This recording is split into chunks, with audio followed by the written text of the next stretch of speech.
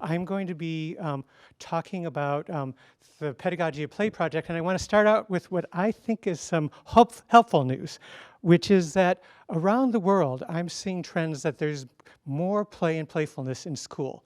So in schools in Denmark, in South Africa, in the US, in Colombia, children are learning through play.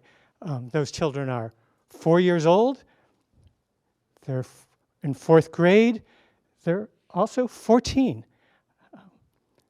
They might be learning math, or science, or geography, or literature, or dance. But in these cases, they're leading their own learning. They're exploring the unknown. They are facing challenges, but in solving those challenges, they're finding joy in learning. But I have to temper that good news by saying I think we all know that by and large, though, most students beyond early childhood and beyond recess do not have the opportunity to learn playfully in school. And even in early childhood, I think we know that it's a challenge to keep playful learning in front and center. And there's a lot that we need to do to make sure that more kids have these opportunities that the kids I just showed you in the slides. On the policy level, in assessment, in curriculum. But there are two other things that I want to talk about today that I think are very important. The first is that we need to have a clear understanding about what playful learning involves. Not vague pronouncements about we need to bring more play into schools, but really specificity on particularly with a group of educators who are working together about what their goals are, what they're trying to do in their cultural context. And the second thing is that we need to help educators explain to families, to their colleagues, to school leaders, to policymakers, why playful learning is important in schools. And that's what I'm going to talk about today. So my agenda is that I'm going to start off by telling you a little bit about the Pedagogy of Play project, then take on that first question of what playful learning looks and feels like in different cultural contexts, and finally talk a little bit about why playful learning is important and why it has a place in school. That's the plan. I hope it sounds good because I don't think I can change right now. So, okay, so let's go and talk a little bit about the Pedagogy of Play project, which began in 2015 as a collaboration between Project Zero, which is the oldest research group at the Harvard School of Education, and the LEGO Foundation, with the express purpose of trying to bring more play and playfulness into school. And we look broadly at these three questions. Why do you need a pedagogy of play? Why do teachers, educators need an intentional, collaborative approach to bringing more play and playfulness into school? What does it look like and feel like in different cultural contexts? And then how do you do it? How do educators promote playful learning? And I'm going to be focusing on those first two questions today. So the way that we've been working is that we started our work in Denmark at the International School of Billund, which was a really good place to start because it's a school that places play at the heart of its mission and trying to infuse playfulness across the curriculum, across the age groups. But because play is not only universal but has cultural dimensions, we've also done work in 3 schools in South Africa, 6 schools in the United States, and 5 schools in Colombia. And those schools were selected not because they were typical schools, but because they were trying and working to try to infuse the elements of playful learning, student agency, student curiosity, enjoyment of learning into their curriculum. We tried to be somewhat representational. So in all those countries, we worked with schools where families, with public schools where families were from low-income groups, some middle-income families, and some independent schools. But of course, we couldn't have connect with all types of schools in all those countries. And then with school leaders, we identified teachers who were interested in working with us and doing innovative stuff. And so in each school, we worked with 3 to 4 classrooms with a whole range from 3-year-olds through 16-year-olds. And then we collected a lot of data through classroom observations, field notes and videos. We also did informal and semi-structured interviews with students, with teachers and school leaders. And we also did focus groups with students where we asked them to talk about lessons where they felt were very playful for them, where they were curious, where they were enjoying themselves, where they felt they were leading their learning. And then our analysis was very qualitative, iterative, open-ended collaborative learning, where we worked with the teachers to identify moments of where they felt playful learning was happening. And then we looked at those moments and what were the features of those moments. And then we started to build codes and connect codes and build up a qualitative model that we then brought back to the educators and said, did we get it right? Are we representing what you're thinking about playful learning is? And we built what we call an indicator model of playful learning for each of these 4 contexts. And then in addition, we then summarized those, looked patterns across those 4 schools, and we created what we call a cross-cultural indicator that I'll talk a little bit more in a bit. So that's how we're working. And so yeah, here are the results, these 4 indicator models and the cross-cultural indicator model. Okay, so that's how we've done our work. So to the first question of what does playful learning look and feel like in different cultural contexts? And to get us into this problem space, I have what I hope will be a playful activity to get you thinking about this. It's free association. I imagine that some of you have encountered this. So I'm going to say a word like cat, and you might think rat or mouse or cheese or even Brazil. It's not necessarily a rational thing, but the first thing that comes to your mind, write it down. It's going to be really quick. So are you ready to go? Okay, great. Spring. I don't know why I said that because it's fall, but here in North America. But okay, and it's really quick. First thing that comes to your mind, dog.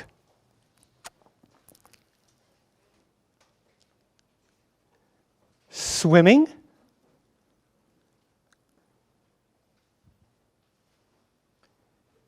Coffee.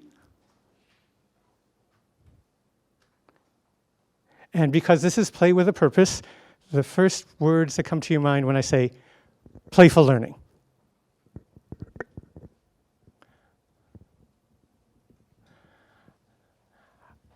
I'm curious what people have come up with.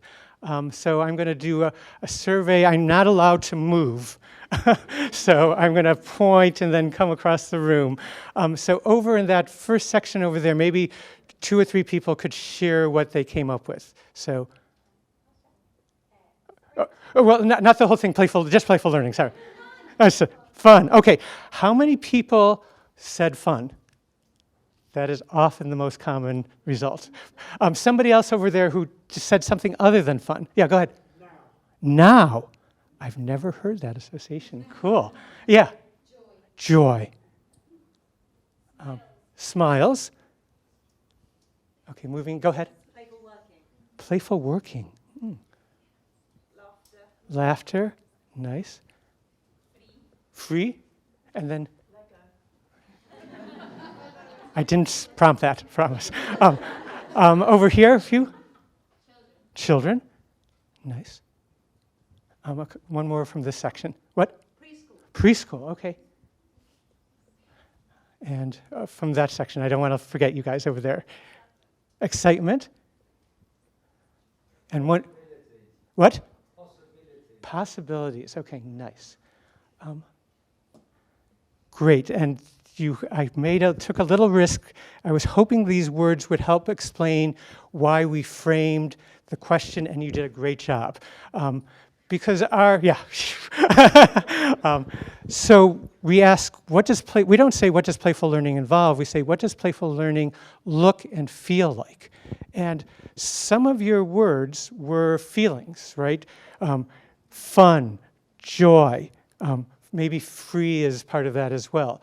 Because we believe that that play and playful learning is in some ways a subjective experience. So play, for example, my sons love what you guys call football. They get out on the field, they love kicking the ball. I am terrified.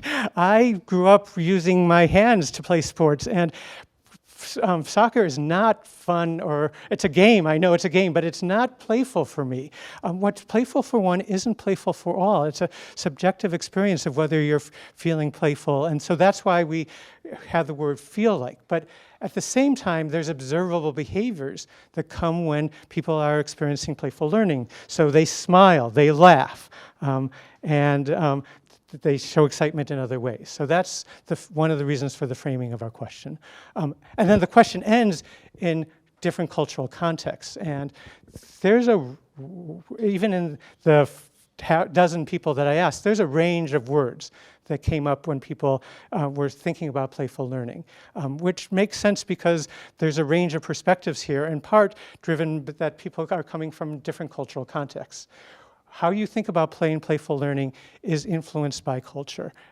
In a culture, when you play, how you play, who you play with, if you stop playing, or if you stop playing in preschool, or if you're in your 60s and you can still play, that's determined by culture. And so when we talk about playful learning, there's not a universal definition here, but it's driven by culture. So you guys did a great job with the words that you gave me.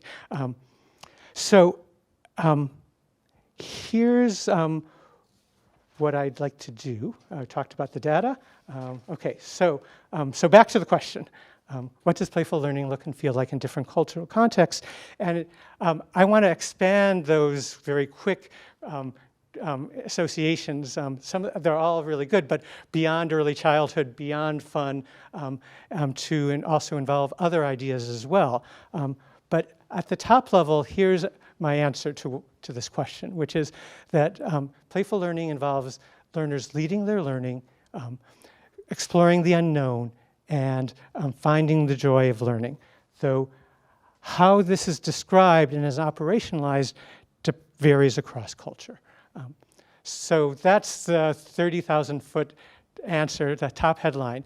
What I want to do in the next 15 minutes or so is to explain that further by going into one of the cultural contexts. So I'm going to talk about the indicators we created from South Africa, and then share an example from South Africa. And then I'll share the other three models and talk about the cross-cultural indicators, and then name what I think the important implications for educators are. So here are indicators of playful learning from South Africa. And I know that you'll get to see the smaller words in more detail in a minute, but what's important is those three bold words of ownership, curiosity, and enjoyment. What the educators and kids in South Africa said is when they're experiencing ownership, curiosity, and empowerment, it's very likely that playful learning is happening in a classroom. And you'll see that there's this yellow circle that underlies that, which is the South African philosophy of Ubuntu that's been explained to me as that I am through other people.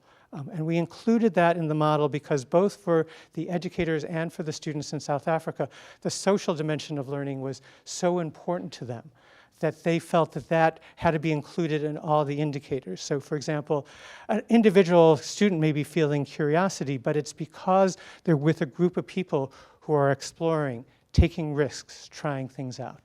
So that was very important for the South African educators. But to take a closer, I have another slide where you can take a look more closely at these words. So the top three words we call are the indicators, and then we have these markers that we have grouped into it feels like and it looks like. So for ownership, what the people in South Africa said, ownership feels like responsibility, courage, pride, freedom, and being part of something bigger. That it looks like valuing others' ideas, seeing peers as resources, confidence, collaboration, and voicing opinion. So I'm going to leave this up just for a few more seconds for you to take a look at And then I'm going to show you an example where I think some of these ideas you'll see some of these markers, and keep them in mind as I share the example. So.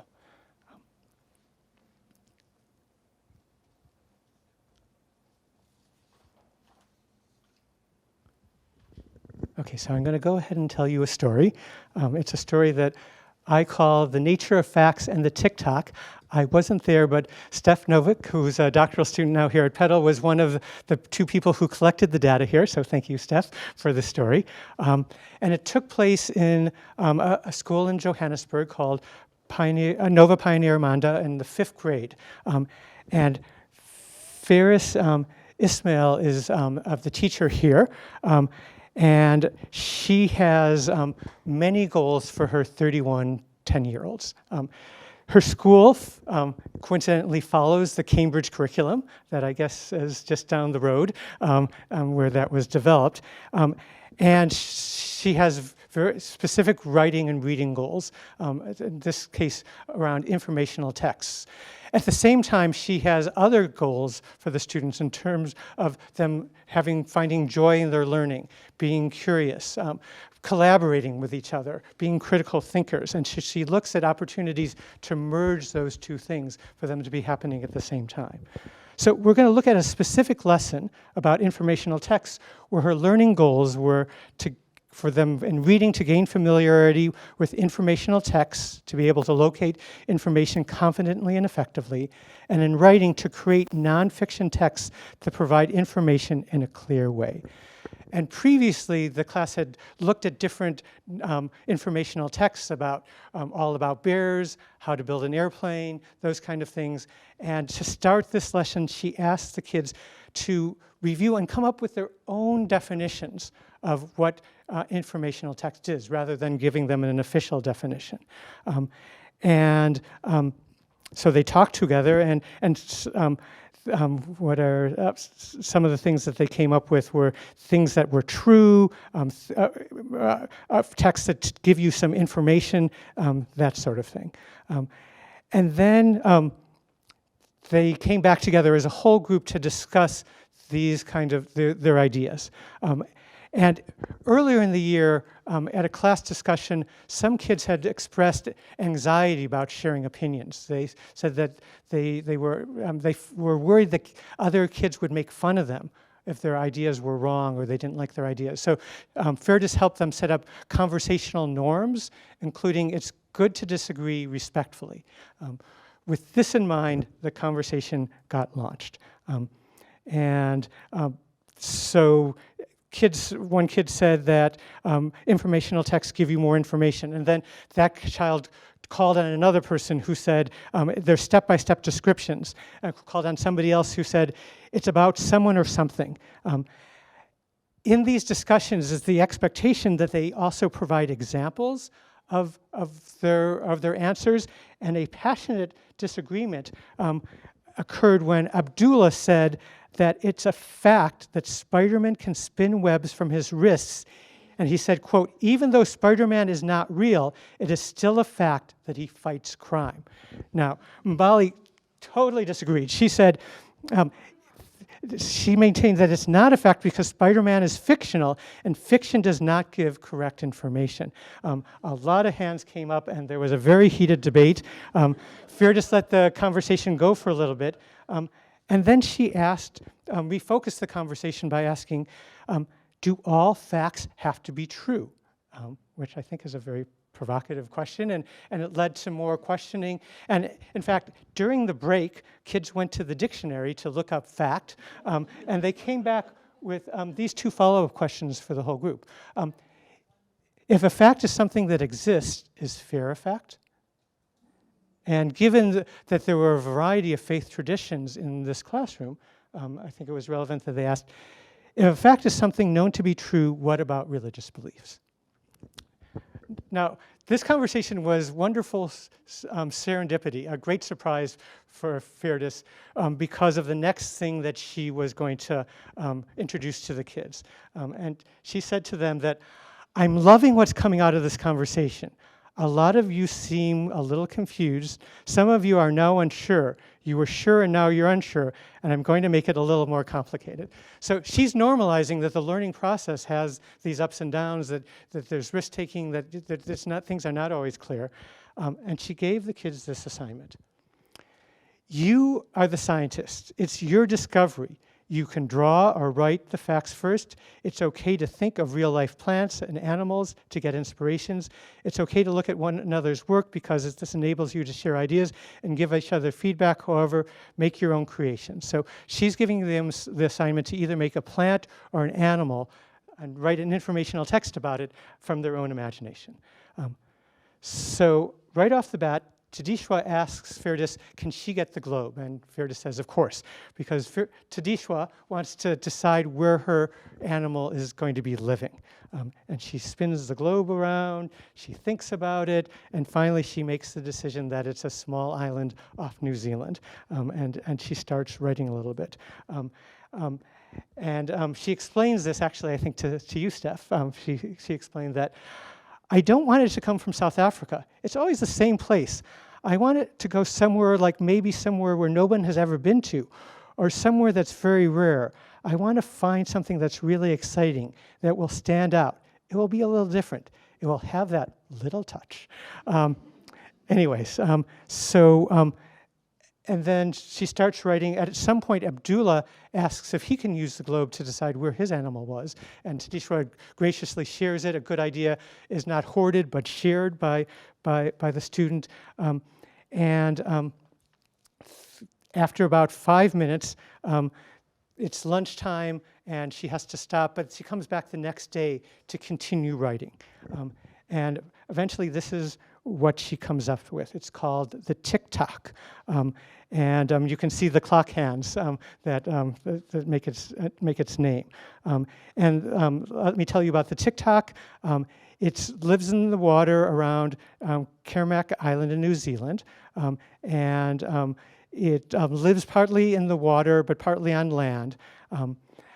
Abdullah's creature lives in the depths of the Pacific Ocean, and both students explain that they put their animals in isolated places so they would be protected from humans, which I think was probably a good idea. Asked about how she felt about this lesson, Tadishwa explained that I learned from different pieces of our subjects.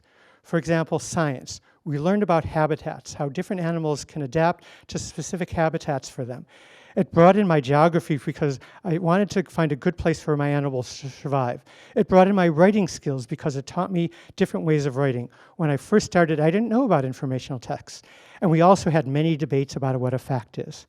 And then she continued, it was fun that we get to do this. Well, everything was fun about it because we got to invent something that's different. We get to create. It's really exciting. They are ours. So that's the end of the story, but let me put up those indicators and markers from South Africa and give you a minute to turn and talk and see what lights up for you here. Where did you see some of these things being manifested? And I'll give you 60 seconds to chat with one another.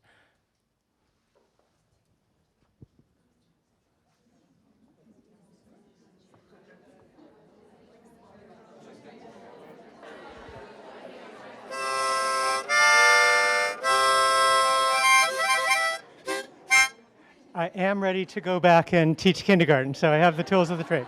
How many of you, I imagine many of you talked about fun, is that correct? Some of you. How about creating and imagining? Yeah, a lot of that. Other things that were lighting up? Sharing, okay. Learning is something that's happening between the people, not being extracted from the teacher. Or in an individual head, yeah. Yeah, go ahead. Confidence, okay. Your ideas have value, you can share them, Uh-huh. change all that. Nice, yeah. Maybe two others. Ownership was quite strong. Using Spider-Man Oh. as a way of really engaging through. That's something that is so much part of their culture. And part of his interest, yeah. And there was somebody up back over there? I was going to say ownership as well. Okay, nice. Like they don't get to own that much. So much is thrust upon them. And the idea that you Yes, well, what she said, they're ours. I thought that really goes into my heart, yeah. There's one word that you might not have attended to. There's huddling in the South African indicators under curiosity. And to me, this photograph here captures that. And when kids are learning playfully, they often come together physically. They lean into something, and that's one of the indicators that was watching videos. It's like they're huddling again. They're huddling again. It was really cool to see. So that's hopefully gives you a sense of going into one of the cultural contexts. But here are the other three indicator models. And I know that it's harder to see the marker words, but you could see the top level indicators from the three other contexts. And I think what's probably strikes me about these is that while some of the words are different, there's some commonalities here. So, for example, when we think about in South Africa, the curiosity, there's wonder in Denmark.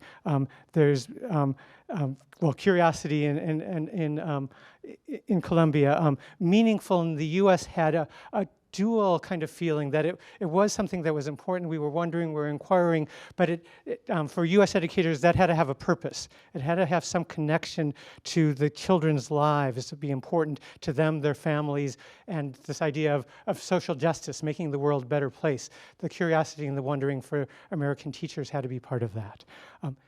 Anyways, as I explained, we reviewed these four models. We looked for patterns and commonalities and came up with what we call the cross-cultural indicators of playful learning, where it involves leading learning, exploring the unknown, and finding joy.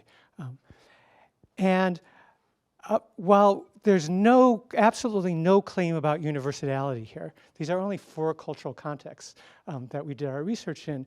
It is interesting to me that across four continents, there's some similarities about how educators and kids talk about what playful learning in school looks and feels like for them. And so the implications to me for educators are that for educators who want to create their own indicators of playful learning, which we think that they should do that. They shouldn't take the South African one, or they shouldn't take the Danish one, they shouldn't take the American one. They should create their own.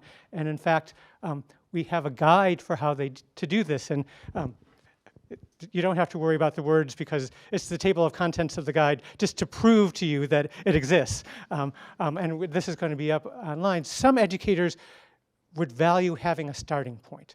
And so their starting point might be the cross-cultural indicators. We know other people find having a model at the beginning constraining to their creativity. And so in our guide, we say you could do it either way. You can start with these indicators, or you can work from your own and reference this later on. But the idea is that we want to help educators create their own indicators of playful learning so they have a shared understanding of what their goals are when they're trying to work for playful learning. So that's the answer to my first question. And I want to talk a little bit about why playful learning is important and why it has its role in school. And here I know that I'm talking to a sympathetic audience. Matthew said to me, why do we have to keep talking about this? And I wish we didn't, but the reality is that if we're going to bring more playful learning into schools, we're going to have to convince policymakers and families and sometimes our colleagues that this is important. And there's lots of different ways to make this argument, including some of the phenomenal research that's taking place here in Pedagogy that shows the links between play and learning and development and why play is important. But I want to talk about, share one argument that is not my own, but I find compelling and maybe one that you might be able to share in your advocacy as well. And that is play as a strategy for learning. And to help us think about this question, I have a prompt for you. I want you to recall an adult you know, or you know about, who is particularly good at identifying and solving problems. And what I mean by problems, this could have a wide range of things. It could be fixing a leaky pipe. It could be solving a dispute among neighbors. It could be explaining a complex phenomenon like the link between play and learning. But somebody who can really identify that problem and solve that problem. And I'm going to give you 30 seconds to think about that, and then I want to hear a few of what you've come up with. So hopefully you have more than one, but you just need one today.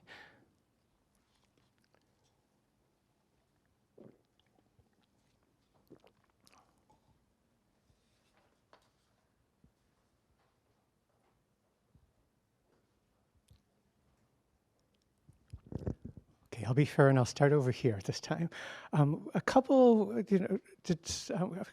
people want to share a couple adults who they think are good at solving problems and identifying and solving problems.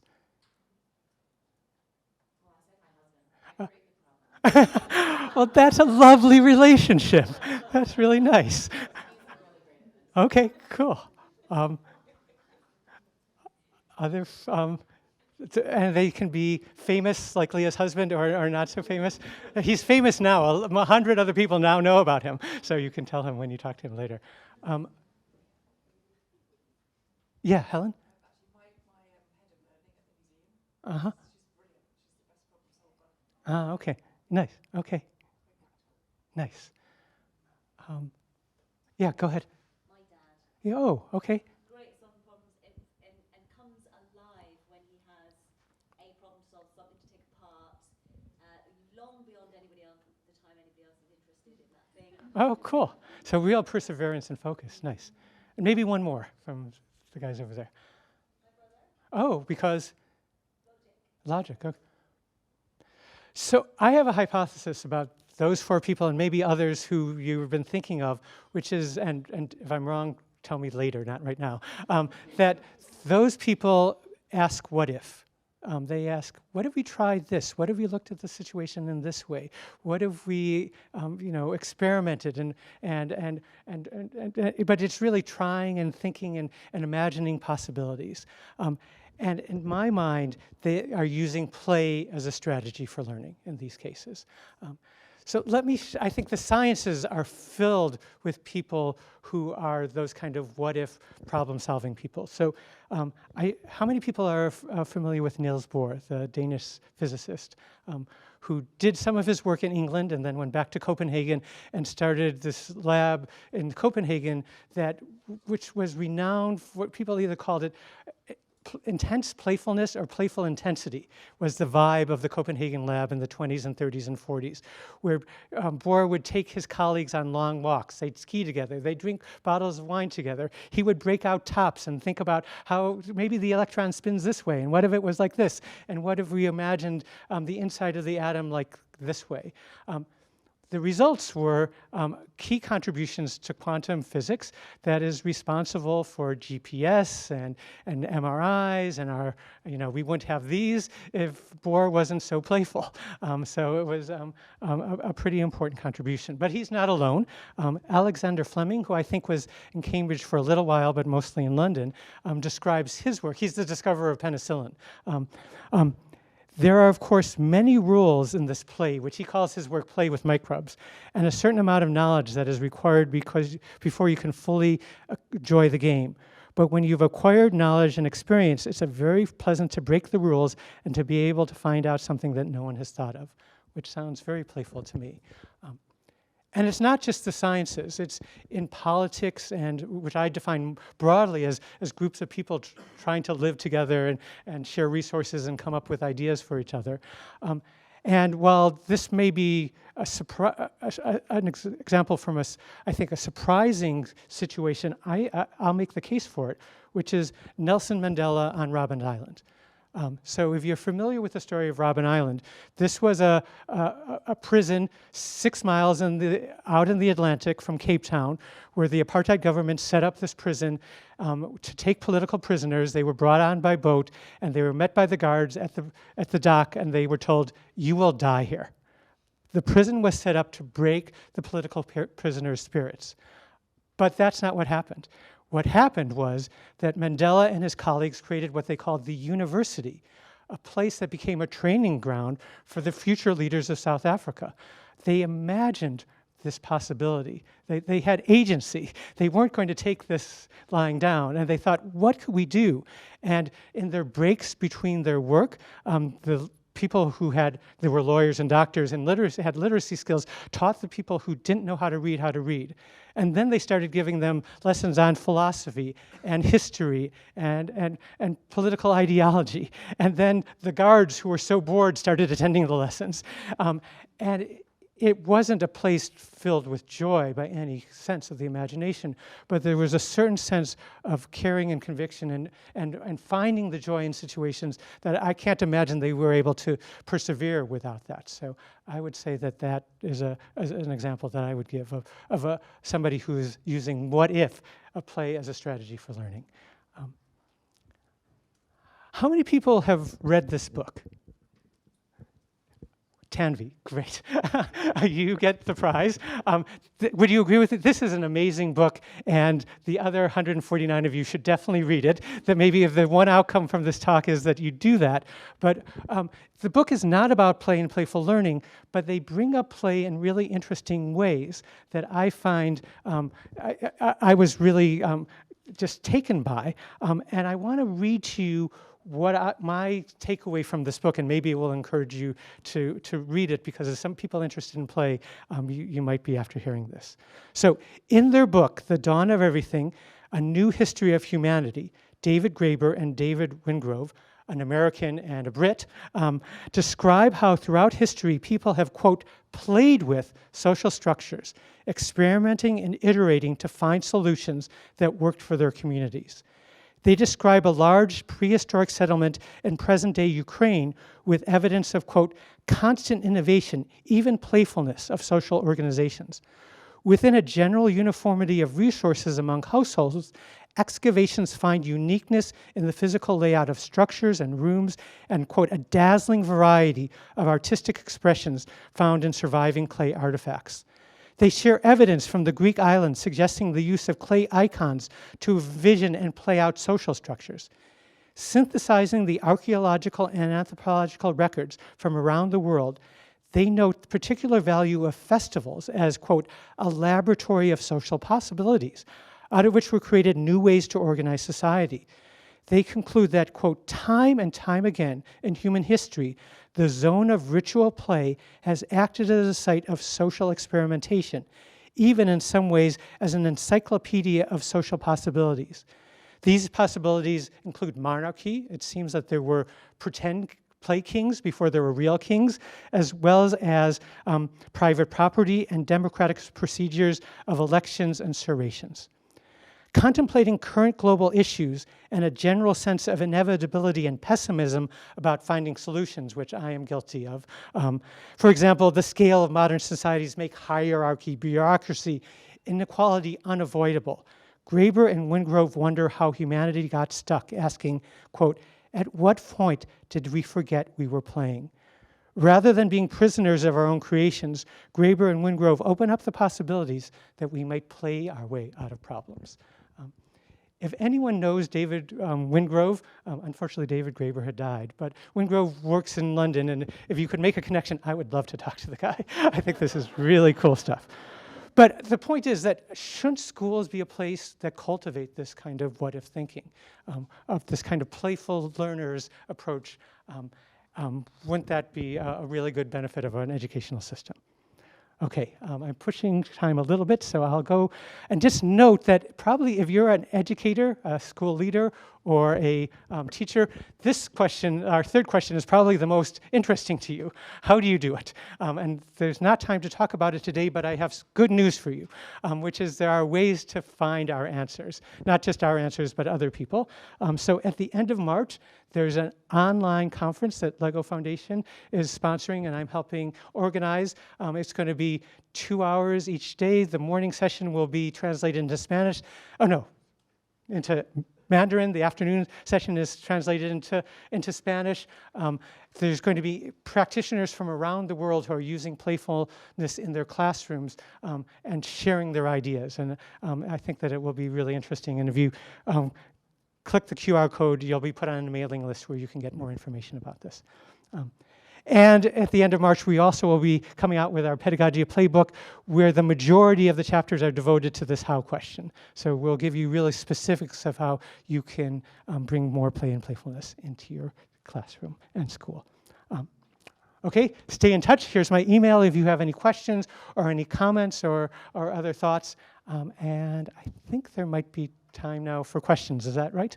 Yes, okay. Time, yeah. Right.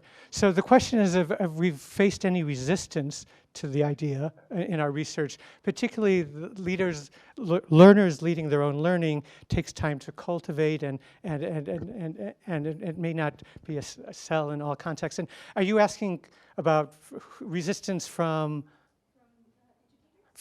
educators? So the answer is yes.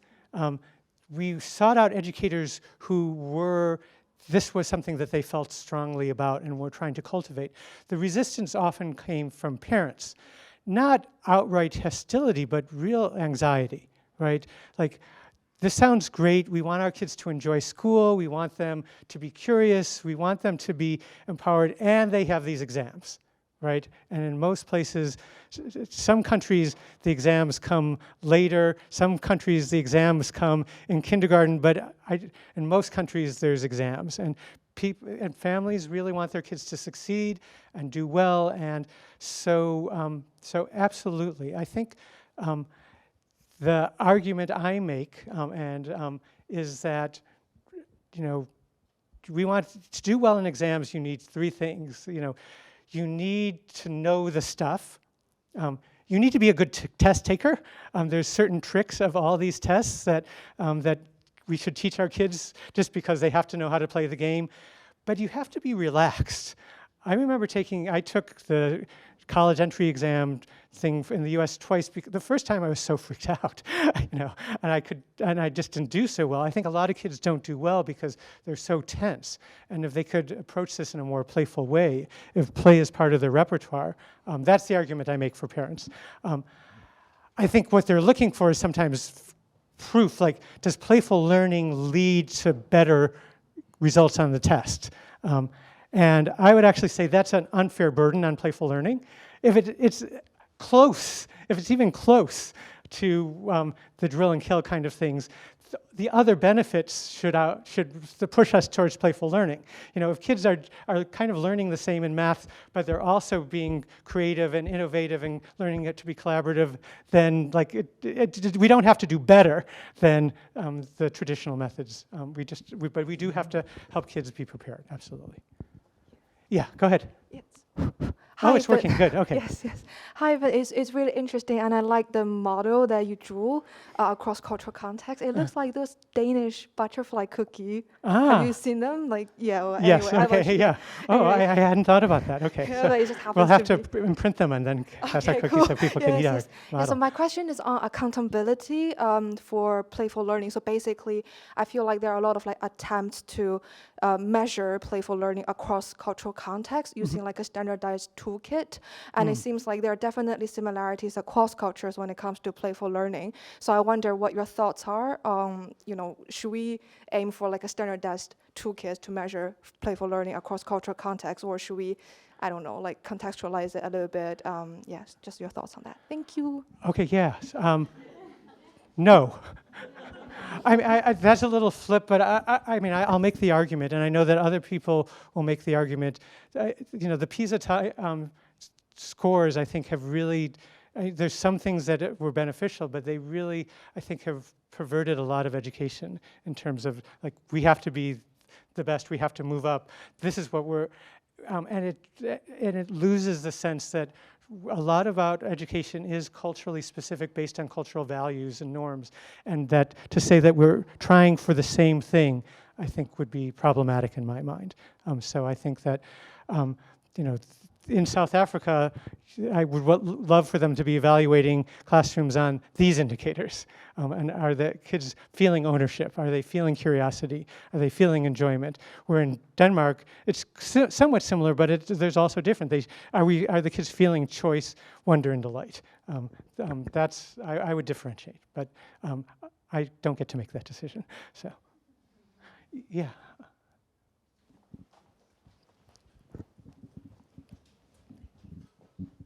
Hi, I'm Delia, and I work at Cambridge University Press and Assessment.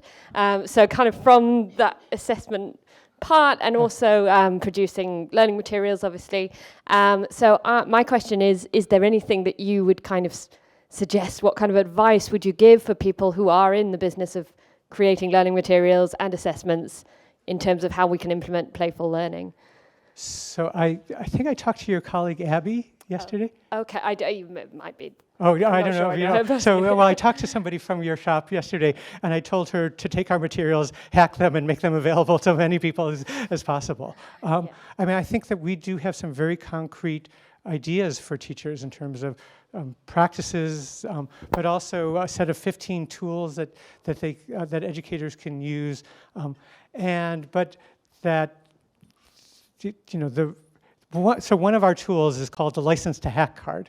We stole it from a group of teacher educators in Denmark. But it's literally a card that says, it's for kids, and it says, I can change the direction of the classroom learning to make my and the group's learning stronger. So it's an invitation to kids to think of ways to adjust things. I bring it up because I would say for educators, you have that same card with these materials.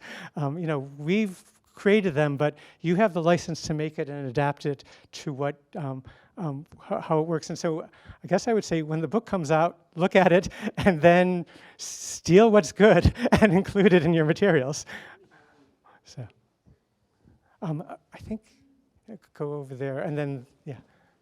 It's okay, thank you very much, that's really interesting. You mentioned at the very beginning that there were different ages of the children that you were looking at, but I don't think you touched upon whether there's any differences in the kind of the framework that you developed according to that. Could you just give a little? So the models are meant to be, 3 through 16. So we don't differentiate there. But I would acknowledge that, and I would say that there are some commonalities of human learning that I think playfulness from birth through 90, that kind of sense of ownership and curiosity and joy supports learning for any age. And both because of developmental stages and because of expectations of culture, there is a difference between 4-year-olds and 14-year-olds. And one of the things that I haven't come up with a great answer, but for older kids, and I'm curious if other people have ideas, is both the learning demands get harder, but also sometimes the content gets more serious, right? I mean, high schoolers should be studying the Rwandan genocide and be familiar with the Holocaust and at face value, that doesn't seem like you want them to be playing about that. On the other hand, you do want them to be empowered to follow their own questions, to be curious. The joy there maybe isn't a joy of, oh, this is so much fun to learn about, but an understanding, a deeper understanding about, and maybe that we can do some things different.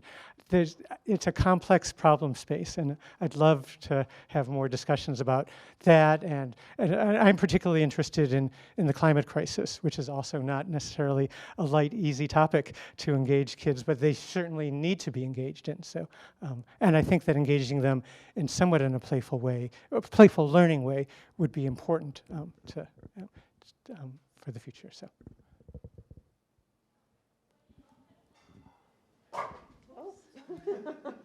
That was fun. Probably not. Hi, my name is Elida, and I come from Greece, from Yes, an yes, organization called Playing. I wanted to ask, I would assume that to have playful learning, we would need playful teaching. And for some people, that comes very naturally, and some people are naturally playful. But a lot of the teachers may not be, and we know that their experience from school is very often not playful. Right. So how would you suggest that we can empower those teachers to embrace the reality of playful teaching? That's a critical question. So I would, so not just on this project, but on other projects, zero projects, what we often find is that the adult learning environment mirrors the kid learning environment. So it's, I think if we want, for example, to bring in inquiry, project-based, it seems kind of crazy to have a didactic, okay, here's how you do it, and you don't do it, you just hear about it. You know, if you want teachers, we want teachers who are leading their own teaching, who are taking risks and trying things out. We want teachers who are curious about their students, and we want teachers to find the joy of teaching. I think it would be misconstruing what I'm thinking about playful learning to think about the playful teacher as an entertainer.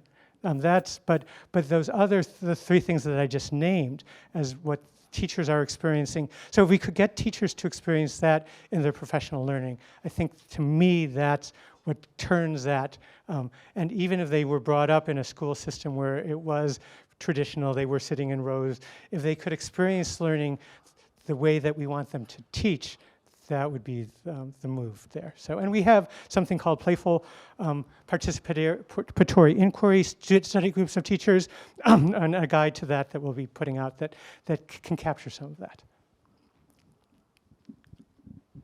So I think, did both of you get to, I forget, but yeah, we'll make sure that you get the last question then. Hi, Helen Charman from Young V&A, the V&A Museum in London. When you talk about playful learning as what if, how might we, that very much is the way that designers think and work, and this is the way you describe designerly learning. Right. You know, feet on the ground, head in the clouds. And empathy is a core aspect of thinking nice. like a design. So where did empathy emerge in your models? I think it's the social dimension, the connection to each other was I think an important part of that. I think some of the probably researchers here in Pedagogy would talk about how relationships and empathy are strengthened by kids getting to play with each other. So Yeah, and the reason I say that because of the completely agree, the climate crisis.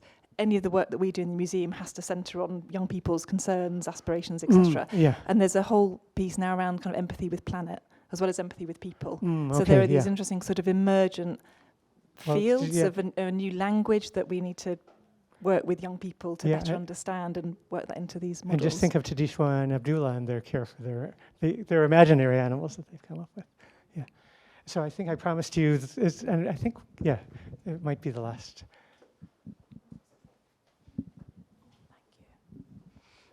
Hello, I don't know if you can hear me okay. I can hear you, yes. Thank you so much. That was really, really interesting. I'm an educational psychologist, so everything that you're talking about is right up my street. But I just wondered, I know that in the introduction you had mentioned that you previously were a teacher and you're looking to go back into the classroom. And I just wondered what, like given all the work that you've been doing and the research that you've been involved in, what is it now that you'll do differently from maybe, you know, when you first were a teacher because of your experience and the research and everything that you've learned so far? So I mean, even I was an economics major in university, so I entered the classroom completely unqualified to do my job. And I learned as I went, and then I got a master's in teaching. But I think what I'm really interested in doing is helping kids identify curiosities, their own, you know, whether it be Spider-Man or something about the natural world, and then connecting with other kids about that, and then playing with ideas. Something that I think that this is not necessarily for 14-year-olds, but for 4-year-olds, they come up with very fanciful ideas. And often the adults say, well, you're wrong, it doesn't work like that. And I think that one of the things we should be doing is not telling them they're wrong, but say, okay, so if it works like that, then how does this, like, in their own fantasy, let the play has rules. I guess that's something that I've learned over the last 7 years, that there's not anything goes in play. There's definitely but we make the rules in play. It's not, and so, but then you have to kind of helping kids remain true to those rules as they create their amusement park for birds, or as I heard recently, a classroom where they made a baseball field for baby chicks or something. All like fanciful stuff, but that they're using they're still thinking critically. They're still using the logic that that your brother uses. It's just allowing them to do that in a level that they can do, and I'm excited to get to do that again. So.